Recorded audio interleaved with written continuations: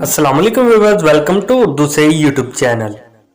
Like the video, subscribe my channel and press the bell icon to get notified. नाम है Angela. Angela नाम के English में spelling बनते हैं ANZILA। अंजीला नाम का इस्तेमाल लड़कियों के नामों में होता है। अंजीला नाम लड़कियों के लिए मखसूस है। अंजीला नाम का मजहब मुस्लिम है। अंजीला नाम के मायनी है नाजिल होना।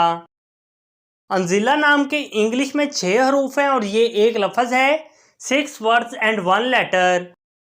अंजीला नाम के उर्दू में 6 हरूफ हैं और ये एक लफ्ज़ है।